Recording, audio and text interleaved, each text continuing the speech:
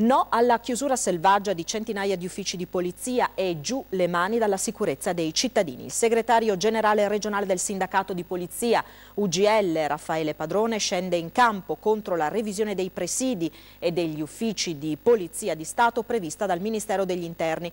In Friuli Venezia Giulia verrebbero soppressi gli uffici di polizia postale di Udine e Pordenone, la Polfer di Cervignano e la polizia di frontiera di Tarvisio.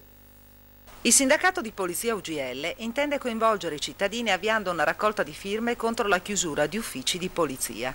Secondo il segretario generale regionale Raffaele Padrone, in Friuli Venezia Giulia sarebbero a rischio gli uffici postali di Udine e Pordenone, la Polfer di Cervignano e la polizia di frontiera di Tarvisio. Il Ministero degli Interni intenderebbe risparmiare a livello nazionale 1,5 milioni di euro riorganizzando il servizio con la razionalizzazione delle sedi. In particolare per la postale l'obiettivo è di mantenere le sole sedi presenti presso la Corte d'Appello.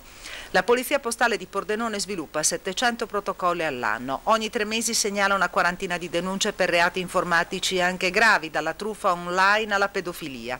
Portare tutto a Trieste, sottolinea Padrone, vuol dire creare disagio alla popolazione. È impensabile poi togliere la polizia ferroviaria da uno scalo. Se si tolgono tali presidi c'è il rischio che furti e reati in genere aumentino. In Friuli Venezia Giulia ci sono circa 3.000 poliziotti, una quarantina dei quali ogni anno lascia il servizio per andare in quiescenza. I posti che rimangono liberi non vengono rioccupati. Tra l'altro dall'87 non ci sono più concorsi diretti, esclusione fatta per chi ha prestato servizio per almeno 4 anni nell'esercito.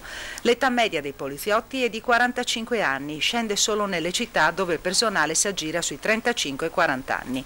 Chi commette reati che richiedono interventi maggiormente impegnativi ha un'età media di 25 anni. Ho già pronto il kit del poliziotto, conclude Padrone. Non più pistola e manette, ma pappagallo e bastone.